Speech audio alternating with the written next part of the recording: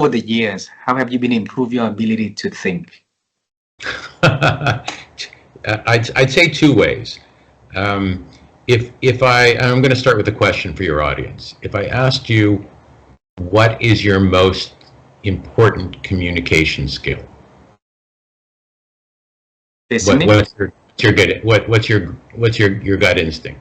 Because I know Listening to me, I think. Yeah, so you got it. Most people would say it's talking. Communication is to me about talking. It's about me convincing other people, of whatever I'm thinking to do what I want to do. But I think you hit the nail on the head. The most important skill, if you want to succeed, is you're developing your ability to listen and to shut off your immediate brain reaction to respond while you're listening and think about what you're hearing. And the more you do that, the more you're going to learn. Mm-hmm. And the other thing is, the more you're going to learn about how to change people's minds. Mm-hmm. Because the more you listen, the more you realize whatever you came into a discussion thinking you knew, you didn't know. Wow. Give me one more. One more. The thing that you practice to improve your ability to think. Yeah, so listening is really important, and I'm still working on it. I have to say, I'm 68 years old, still working on my listening. Because the moment I get excited about something, my brain's already in gear as to how I'm going to respond, and I'm not listening anymore. It's worse than an argument.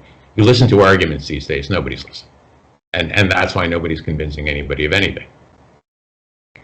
I'd say one of the ways to slow yourself down is take a pencil and a paper when somebody else is talking and write down some of their key points. It forces you to shut up and actually listen to what they're saying. Now, you're not going to do this in a normal conversation, but in a business environment, fantastic. I learned this from one of my partners.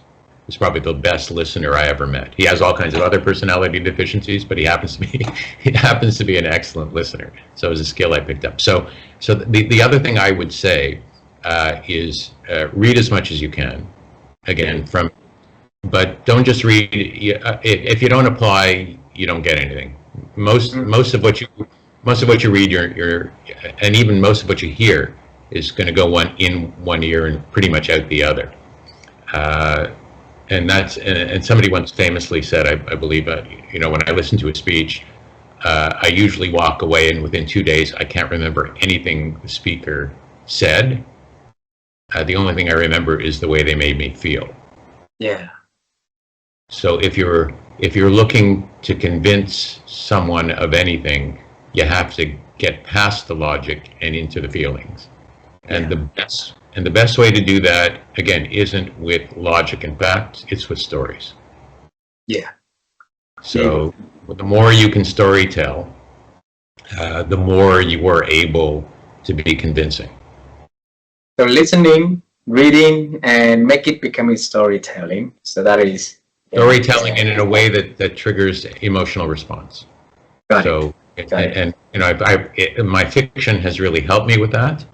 Mm. And wow. It's funny because the book I'm working on right now it's a nonfiction. The working title of the book is called "Do You Read Me?" Do you read me?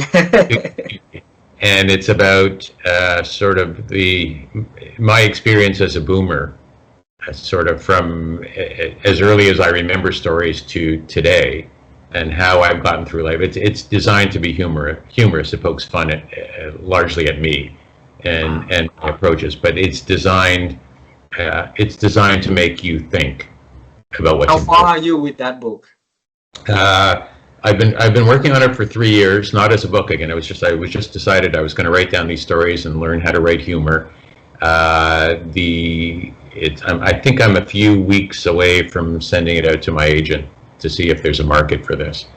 Wow. But it's almost done. It needs a good edit, but at this time I've decided to hold off on the edit till somebody tells me, Norm, either this is the most brilliant idea you've ever had, or what were you thinking? I'm not sure which. What's your gut feeling about that?